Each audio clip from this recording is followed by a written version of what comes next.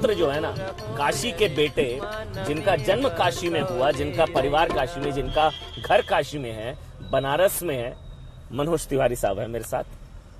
मनोज भाई बहुत बहुत धन्यवाद। पहले तो हम तो आपके मेहमान हैं, आपके घर में हैं, तो काशी क्या कह रहा है? काशी हर महादेव। ये जो हर हर महादेव है ना जी, बड़ा स्वर में होता है। जैसे आपने सुना होगा ना कि बोले सोनिया, सत श्री अकाल। तो जो इस स्वर की जो वेद वाणी है, स्वर वाणी है, ब्रह्म है, तो यहाँ भी ऐसे नहीं कि हर हर महादेव, ऐसे नहीं कहेंगे, हर हर महादेव। और जब बोलेंगे तो लोग उसी स्वर में उसका जवाब देंगे। बिल्कुल बिल्कुल बिल्कुल बिल्कुल। तो आपका स्वागत है। हमारी तो चाय है की आपका। दुकान बीत गई क्या? कोई बात नहीं, चलिए चलिए चलिए। हमारी यहाँ नई सड़क पे चाय की दुकान है, बड़ी फेमस, हमारी अड़ी है। अड़ी अड़ी अड्डा वाली अड्डा। अड्डा। हाँ। तो रात में बड़ी अड़ियां हैं। अरे रात की ऐसी ऐसी अड़ी है जहाँ से मुझे लगता है जब तक इंसान चलता रहता है तब तक आके बैठता है, पूरी रात। जब तक उसका मन करे, अच्छा जी। जब तक उसकी मौज हो। हाँ हाँ हाँ हाँ हाँ। और एवरीथिंग डिपेंड्स ऑन मौज। मौज आई है तो बैठे हुए हैं, फिर जहां आई फिर चले गए, तो जब मन की आ गए, क्योंकि दोस्त मित्र। और वहां बहुत उसी को देख करके कहा गया कि काशी मस्त मौलों की। अलग ही मस्त मौला सा माहौल है। अच्छा मनोज भाई, अभी जिसका जिक्र कर रहे थे, यही अड़ी है? यही अड़ी है। अड़ी। इसको जो आप देश में अड्डा बोलते हैं ना, हाँ। तो हमन के काशी वाले सब अड़ी बोले लीजा। तो ये ऐसी अड़ी तो मुझको लगता है रात में जागने वाली भी 200 से ज्यादा होगी, शायद मैं ये भी कम बता रहा। हाँ 100-150 हो ही गए। नहीं, अड़ी अलग अलग जगह ऐसी 100 से 150 अड़ी। 200 से ज्यादा होंगी। तो यहीं पे सरकारें बनती और बिगड़ती है। यहीं पे सरकारें बनती और बिगड़ती है। देखिए यहाँ पे मुझे लगता है ना कि ये मस्तों का शहर है काशी। तो चुनाव उनाव की चर्चा कभी कभी हो जाती है, लेकिन सब ज्यादातर दिल खोल के अपनी बातें रखने वाले लोग हैं। बाकी तो जो चलाना हो चला दीजिए, दिल खोल के। चलिए आइए, थोड़ा गदौलिया घुमाइए भाई। अच्छा, हाँ थोड़ा गदौलिया घुमाइए हमको, आपका शहर है। रिक्शा से घुमाए? हाँ रिक्शा से घुमाइए। रिक्शा से घुमाए? रिक्शा से घूमेंगे आप? अरे हम तो घूमते ही रहते हैं। चलिए आइए, रिक्शा से घूमेंगे। ए भाई देखो, कोनो रिक्शा हो का खड़ा? रिक्शा हो? काशी हो राजा बनारस हो, छुके तो देख पारस हो। काशी हो राजा बनारस हो, छुके तो देख पारस हो। अच्छा तो मनोज भाई, हम गदौलिया जा रहे हैं, तो क्या मुद्दा क्या है? आप समझा दीजिए थोड़ा, इस चुनाव में मुद्दा क्या है और सरकार बन रही है नहीं बन रही है? देखिए, सरकार तो बहुत बड़े बहुमत से बन रही है, बहुत बड़े बहुमत से। देखिए बाबा विश्वनाथ का मंदिर है, और ये जगह है, आप देख लीजिए। जिस तरह से हम आप साइकिल पे, ये रिक्शा पे बैठे हैं ना, वो ये बड़ा पुराना तरीका था, लेकिन इतनी सफाई, इतनी व्यवस्था नहीं होती थी। सरकार तो अगर इस बार 326 भी टच हो जाए वापस ना, तो किसी को आश्चर्य। मैं देखिए, आज मैं 84 जनसभा पूरा कर लिया हूँ, उसके बाद बोल रहा हूँ आपसे। 84 जनसभा के बाद बोल रहा हूँ। प्रधानमंत्री ने बार बार कहा कि तब 2 लड़कों की जोड़ी थी, फिर एसपी बीएसपी बुआ बबुआ, तो इस बार वो नहीं है, तो उससे आसान हो गया या उससे मुश्किल है? देखिए, चुनाव कभी आसान तो नहीं होता अमन भाई, लेकिन मुझे 2017 में ये बताना पड़ रहा था कि हम ये करेंगे, एक बार मौका दो। अभी हम करके खड़े हैं। अभी अच्छा, रिपोर्ट कार्ड है? ऐसा रिपोर्ट कार्ड है ना हमारे पास। 17 में हमारे पास सिर्फ मोदी जी की चीजें बताने को थी। आज जब हम खड़े हैं तो हमें मोदी और योगी डबल इंजन। आप खाली लोगों से पूछ लीजिए, भैया कौन इंजन की बात हो, तो लोग बोलेंगे डबल इंजन की बात हो रही है। लेकिन वो 80-20 मतलब रिलीजन, धर्म से कोई लेना देना नहीं है ना, बिल्कुल नहीं। योगी जी ने जब कहा तभी क्लियर किया था। हाँ। अब उसको कुछ लोग यही चाहते ही है अमन जी। तो हुआ 80-20 नहीं हुआ? 80-20 तो निश्चित रूप से जो मत है कि योगी जैसे व्यक्ति को रिपीट होना चाहिए। लेकिन चुनाव, भैया जय श्री राम, लेकिन जब चुनाव होता है ना तो इस मत के साथ परसेंटेज होना बहुत आसान नहीं है। लेकिन 60-40 तो हुआ है पांचों में। हमें जहाँ पहले में दिक्कत थी वहाँ भी हम आगे हैं। आपके पास इतने मुद्दे थे गिनाने के लिए जो आपके फेवर में थे, लेकिन आप लोग 80-20 दंगेश जिन्ना पता नहीं उन चीजों में आप लोग अड़े रहे। हम ये समझने का फेर हो सकता है टॉक ऑफ द जो स्टेट हो, इसमें कुछ लोगों ने उसको बना दिया हो। लेकिन देखो भैया आराम से देखो चोट ना लगे। लेकिन मैंने एक गीत गाया है, जनता ने उमड़ के बोला अब रंग ले बसंती चोला, सड़क बनेगी पुल भी बनेगा होगा बम बम भोला। हमारे उस गाने को सुनिएगा। बम बम भोला जो आपने गाना गाया वो भी विश्वनाथ के एकदम द्वार पर, तो हम सड़क के द्वार पर है। हम सड़क भी बना रहे हैं, हम पुल भी बना रहे हैं और आस्था और संस्कृति का सम्मान भी हो रहा है सबका। ऐसा नहीं कि हम कह रहे होगा बम बम भोला तो हम किसी और धर्म को नीचा दिखाने की कोशिश कर रहे हैं। हर हर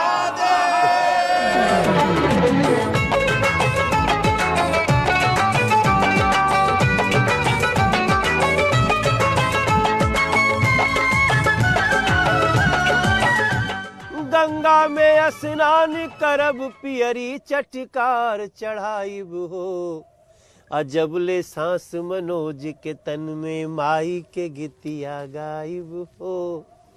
तो चल रही है। और यहीं से अब जो है आगे बढ़ेंगे तो ललिता घाट और सीधा काशी विश्वनाथ कॉरिडोर।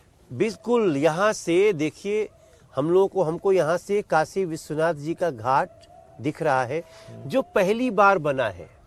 और ललिता घाट तो था, लेकिन अब बाबा विश्वनाथ का द्वार आपको गंगा जी में चलते हुए दिखेगा जो आज तक नहीं दिखता है। देखिए यहाँ से थोड़ी दूर पहले ना गंगा करवट लेती है। गंगा तो आप सोचिए उधर प्रयागराज से बहती हुई आ रही है, तो अचानक यहाँ तो फिर जाने लगी वो घूम के प्रयागराज की तरफ। तो गंगा जिसके लिए मुड़ती है, मतलब बाबा कहा गया है कि बाबा विश्वनाथ के चरण छूने के लिए गंगा जी ने अपने को मोड़ लिया। आज चरण छुआता ही नहीं था। अब पूरी काशी को मान लीजिए तो छुआता था, लेकिन जहाँ बाबा विश्वनाथ का मंदिर था उसका चरण छुआने का काम, गंगा से स्पर्श होने का अगर किसी ने सौभाग्य दिया तो मोदी जी ने दिया। मतलब जो मान्यता है कि दर्शन के बाद माँ गंगा में तर्पण, वो सारी चीजें जो हैं पहले पूरा घूम के जाना पड़ता था। मुझे लगता है ना कि मैं तो अपने जीवन में इस पे किताब लिखूंगा, क्योंकि हम तो इन्हीं गलियों में पले, हम जन्म लिए, थोड़े बड़े हुए, फिर शिक्षा लिए। काशी हिंदू विश्वविद्यालय पीछे है और इसके पीछे आदर्श इंटर कॉलेज है, वहां से पढ़े। तो मैं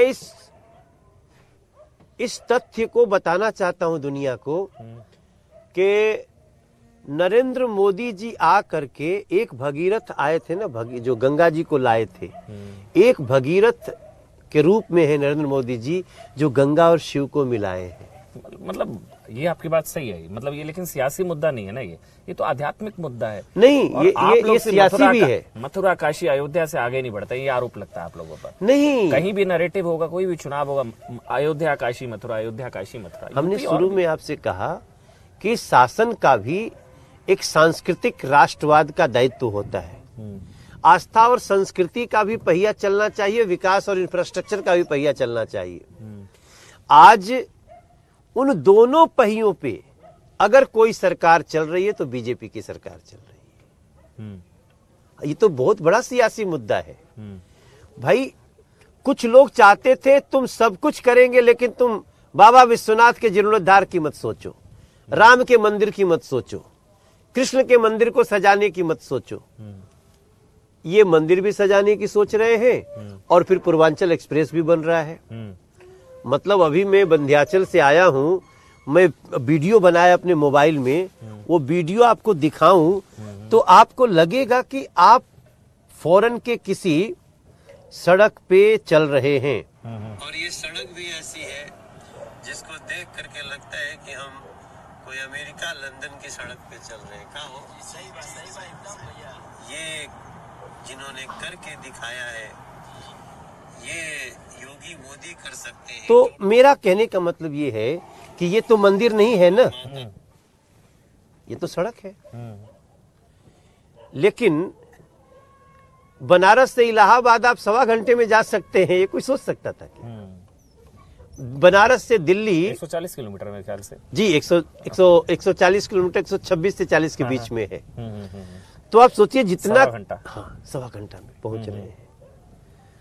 तो ये तो इसीलिए तो मैंने कई बार कहा ना कि ये लोग समझ रहे हैं कि हम खाली मंदिर की बात कर रहे हैं।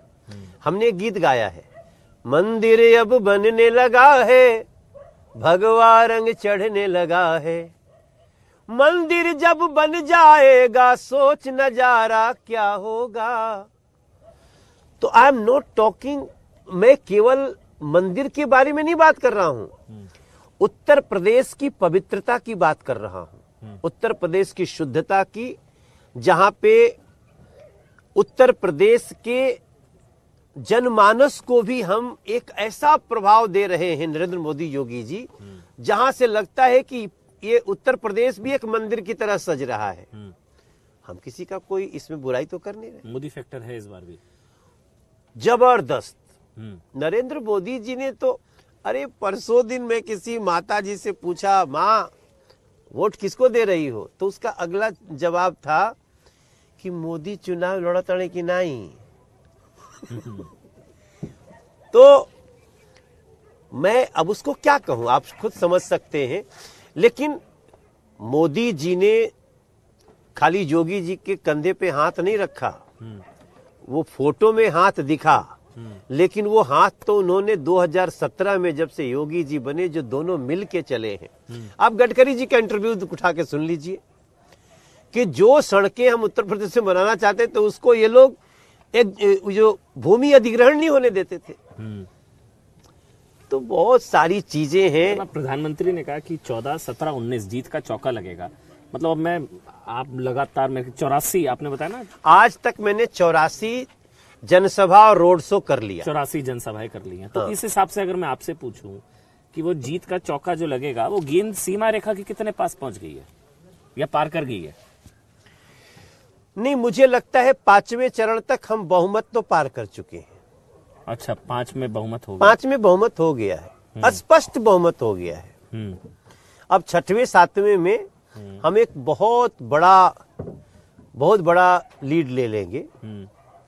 और वो हम देख रहे हैं कि जो विपक्ष के नेता है ना, उनके चेहरे पे भी दिख रहा है। वो तो कह रहे हैं 400 पार, 400 आए, तो 403 में से 400 जीत। कल हम अखिलेश जी को नमस्ते किए, जवाब नहीं दिए गोरखपुर एयरपोर्ट। अच्छा, आपको जवाब नहीं दिए? जवाब नहीं दिए, मैं जोर से नमस्ते किया।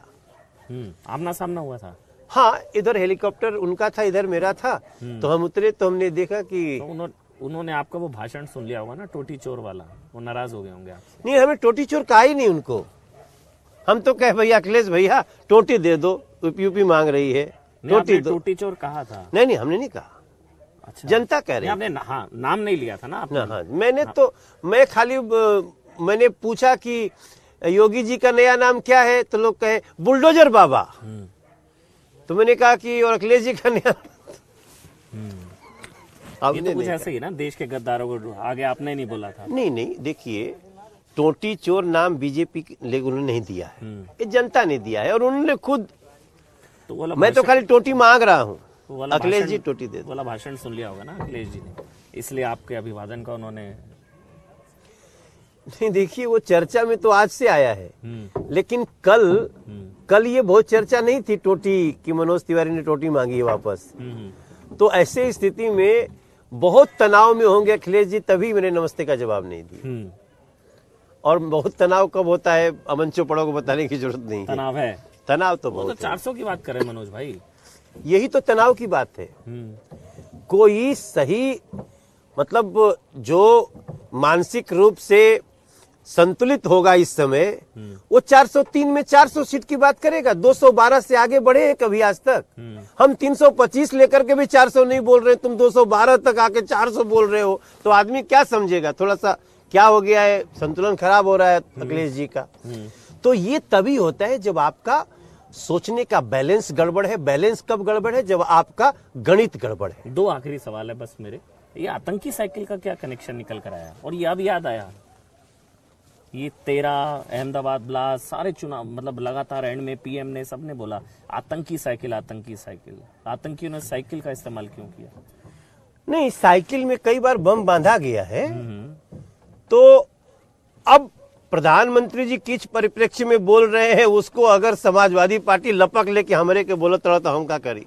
नहीं, वो तो कनेक्शन बोला, मोहम्मद सैफ के पिता समाजवादी पार्टी का प्रचार, आतंकी, उसके अलावा आतंकियों के केस वापस लिए गए, गोरखपुर ब्लास्ट, यहाँ वाराणसी में ब्लास्ट हुए थे, यही दशाश्वमेध घाट पे जी, यहीं पे। और शमीम अहमद आतंकी और जिन जो थे सबके केस वापस लिए। ये तो आप ही लोगों ने बताया, बीजेपी ने बताया। तो वापस लिया उन्होंने, चर्चा चली तो चल गए।